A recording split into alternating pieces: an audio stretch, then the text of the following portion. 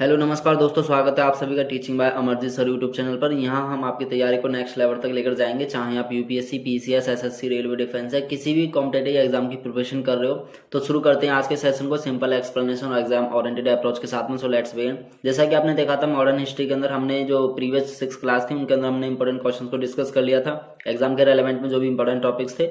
और आज हमारी 7th क्लास है, तो आइए आज के जो इंपॉर्टेंट क्वेश्चन को डिस्कस करते हैं। जैसा कि आप स्क्रीन पर देख पा रहे हो, पहला है आपका रॉलेट एक्ट और जलियांवाला बाग हत्याकांड यानी जो 1919 में देखने को मिलता है उससे रिलेटेड है।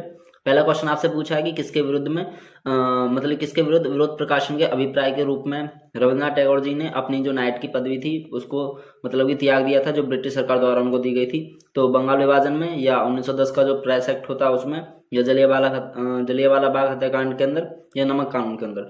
तो बेसिकली आपको जलियांवाला बाग जो हत्याकांड देखने को मिलता है यानी कि 13 अप्रैल 1919 में आपको देखने को मिलेगा। 13 अप्रैल 1919 में। तो इसी एक्ट मतलब जो ये कांड हुआ था, ठीक है, या ये कह सकते हैं एक तरह का नरसंहार था इसमें, ठीक है। तो इसी के दौरान यानी कि उन्होंने अपनी उपाधि जो थी नाइट की उपाधि वो लौटा दी गई थी, जो ब्रिटिश सरकार के द्वारा उनको प्रदान की गई थी रविन्द्रनाथ टैगोर जी को, ध्यान रखिएगा, ठीक है। नेक्स्ट क्वेश्चन आपका कि रॉलेट एक्ट किस वायसराय के काल में पारित हुआ था? वो लॉर्ड हार्डिंग सेकंड, या लॉर्ड रीडिंग, या लॉर्ड चैम्सफोर्ड, या लॉर्ड मिंटो सेकंड।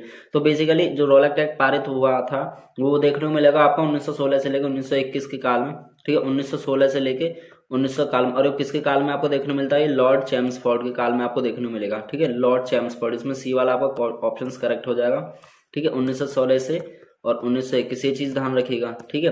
और इसमें ये सी वाला ऑप्शन करेक्ट हो जाएगा। नेक्स्ट क्वेश्चन है आपका कि भारतीय राष्ट्रीय आंदोलन से संबंधित निम्नलिखित घटनाओं को कालक्रम अनुसार यानी कि व्यवस्थित करना, और जो नीचे दिए गए कूट है उनका सही उत्तर चयन करना। यानी इनकी जो घटनाएं, ये जो इनके मतलब कि ईयर्स वाइज, वर्ष वाइज इनको अरेंज करना।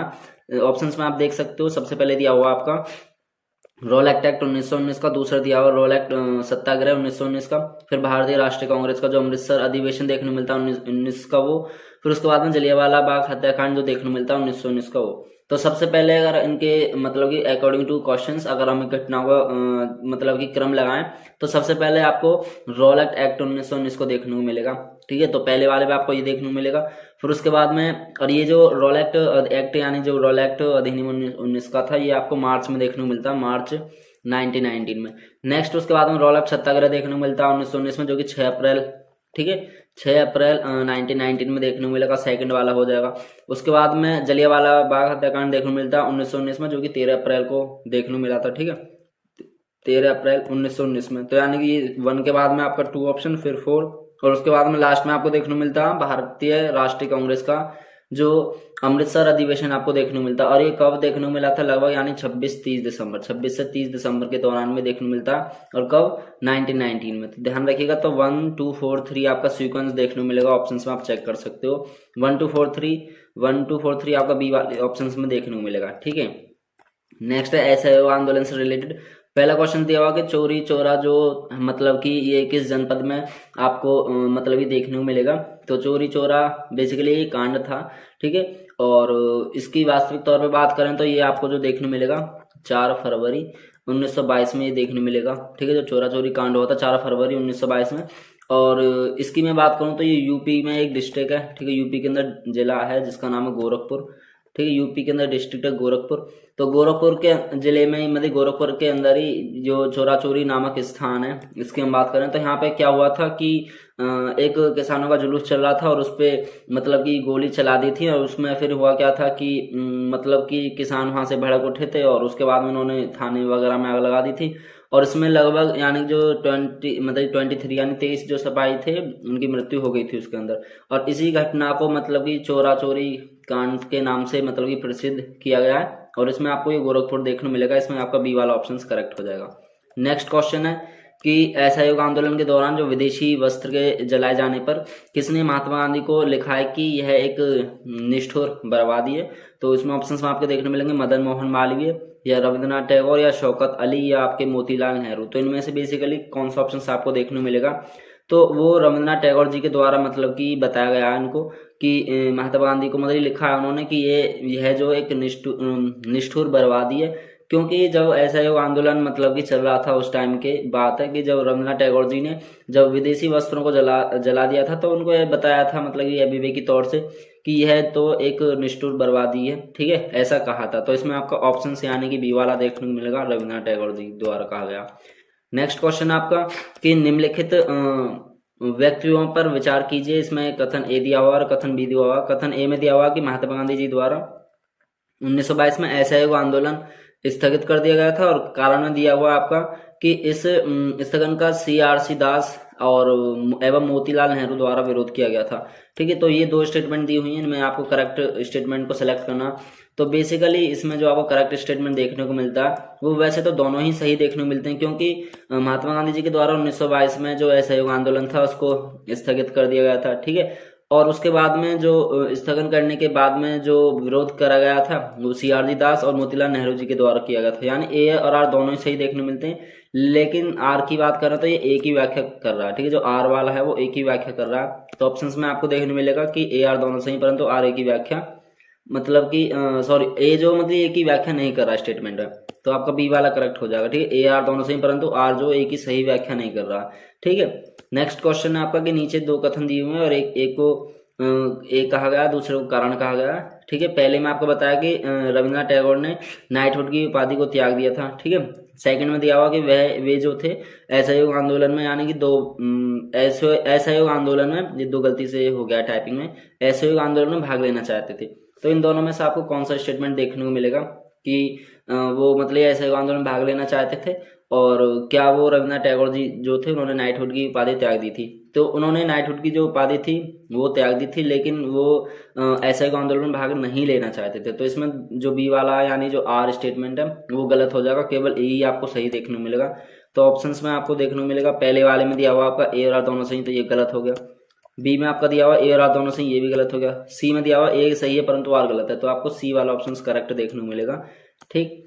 नेक्स्ट आपका स्वराज पार्टी का गठन जो कि 1923 में देखने को मिलता है, इससे रिलेटेड क्वेश्चन है। पहला क्वेश्चन आपका स्वराज पार्टी की जो संस्थापित की गई थी वो मतलब भी किसके द्वारा की गई थी उसकी? तो आपको ऑप्शंस में देखने मिलेंगे, बाल गंगाधर तिलक या महात्मा गांधी के द्वारा, या बिपिन चंद्र पाल या लाला लाजपत राय जी के द्वारा, या CR दास या मोतीलाल नेहरू के द्वारा, या सरदार पटेल या राजेंद्र प्रसाद जी के द्वारा। तो इनमें से वो कौन थे जिनके द्वारा यानी स्वराज पार्टी को संस्थापित किया गया था? तो इसमें आपको ऑप्शंस में देखने मिलेगा सी वाला यानी CR दास, और जो मोतीलाल नेहरू थे इनके द्वारा ये देखने को मिलता है।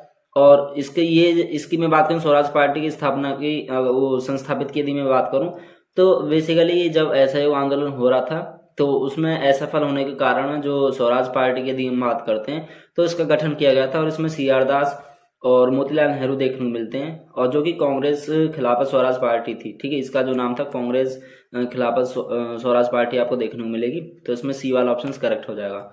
नेक्स्ट क्वेश्चन है आपका कि सेंट्रल लेजिस्लेटिव असेंबली का जो प्रथम भारतीय अध्यक्ष या ये कह सकते हैं जो स्पीकर है वो कौन था? तो ऑप्शंस में आपको देखने मिलेंगे सर हरि सिंह गौर, या विठल भाई जी पटेल, या आपका वल्लभ भाई जी पटेल, या आपका पुरुषोत्तम दास टंडन। तो इनमें से जो सबसे पहले जो भारतीय अध्यक्ष देखने को मिलते हैं या स्पीकर देखने को मिलते हैं तो वो आपको विठल भाई जी पटेल देखने को मिलते हैं, ठीक है, बी वाले, ठीक है। बी ऑप्शंस आपको देखने को मिलेगा, बी ऑप्शंस विठल भाई जी पटेल। और ये कब यानी कि बने थे अध्यक्ष? तो ये आपको देखने को मिलेगा 1925 में, ठीक है। ये 1925 में देखने को मिलते हैं, और ये जो थे विठल भाई जी पटेल ये आपको स्वराज पार्टी के सह संस्थापक भी देखने को मिलते हैं, ठीक है। ये भी चीज ध्यान रखना, स्वराज पार्टी जो थी उसके ये सह संस्थापक भी देखने को मिलेंगे, ठीक है। तो इसमें आपका बी वाला ऑप्शन करेक्ट हो जाएगा। नेक्स्ट क्वेश्चन है आपका कि 3 अगस्त 1925 में सेंट्रल लेजिस्लेटिव असेंबली का जो अध्यक्ष देखने को मिलते हैं, 3 नहीं, क्वेश्चन नंबर 3 है, सॉरी, ठीक है। तो अगस्त में यानी 1925 में सेंट्रल लेजिस्लेटिव असेंबली के जो अध्यक्ष हैं वो उनमें कौन देखने को मिलते हैं? तो सेंट्रल लेजिस्लेटिव के अभी मैंने बताया कि 1925 में उन्हीं से रिलेटेड क्वेश्चन वहाँ पे प्रथम पूछ लिया था, वैसे यहाँ पे ये बोल दिया कि 1925 में, तो विठल भाई पटेल जी आपको ये देखने मिलेंगे, डी वाला ऑप्शन करेक्ट हो जाएगा आपका। नेक्स्ट है साइमन कमीशन से, ठीक है। इसमें आपका पहला दिया हुआ क्वेश्चन के नीचे दो वक्तव्य कथन या एक को कारण कहा गया और आर दिए हुए, तो ए यानी स्टेटमेंट दिया हुआ कि कांग्रेस ने साइमन कमीशन का बहिष्कार किया था। नेक्स्ट है कि साइमन आयोग में एक भी सदस्य जो था वो भारतीय नहीं था। अभी 2 स्टेटमेंट दी हुई हैं। तो बेसिकली देखो, पहली बात तो कि कांग्रेस के द्वारा साइमन कमीशन का बहिष्कार किया गया था, तो आपको ये ऑप्शंस भी सही देखने को मिलेगा, ठीक है, ए वाला। दूसरी बात है कि साइमन कमीशन में अगर हम बात करें तो क्या कोई भारतीय नहीं था? हाँ, ये भी मतलब इसमें कोई भारतीय सदस्य भी नहीं देखने को मिलेगा। ठीक है, तो आपको दोनों स्टेटमेंट सही देखने मिलेंगे। लेकिन अगर बात करें जो आर है वो ए की व्याख्या कर रहा है, ठीक है। ठीक है, तो इसमें आपको ऑप्शंस जो है वो ए वाला देखने मिलेगा, आप ऑप्शंस में चेक कर सकते हो।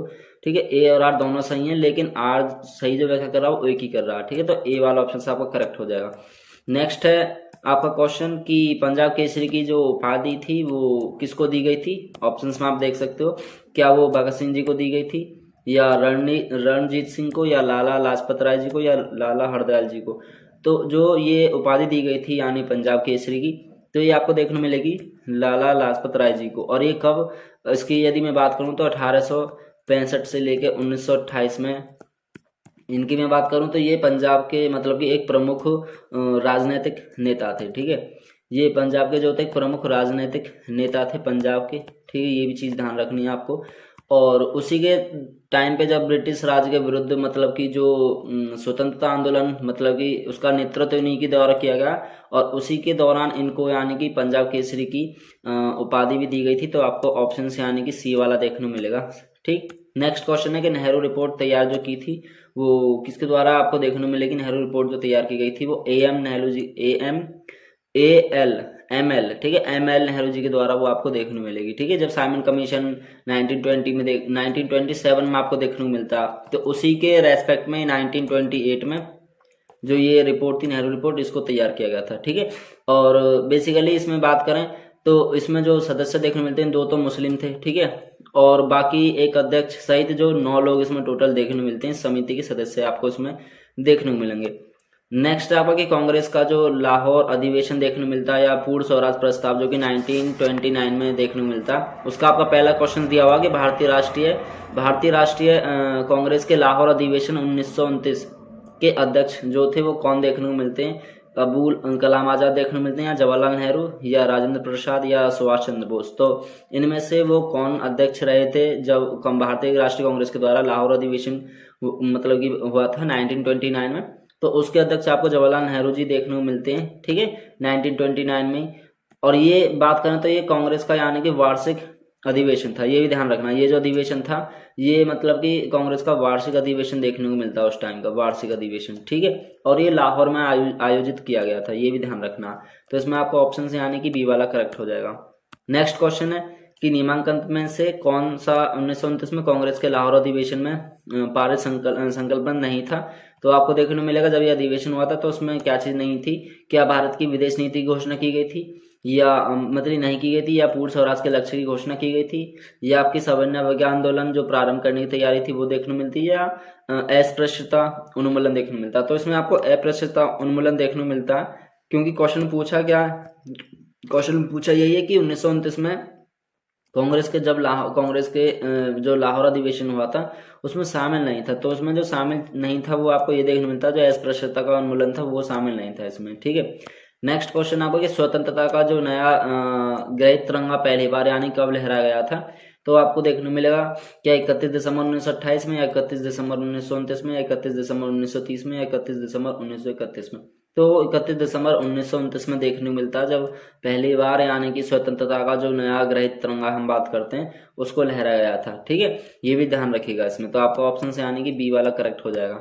नेक्स्ट है आपका कि सविनय अवज्ञा आंदोलन से रिलेटेड है।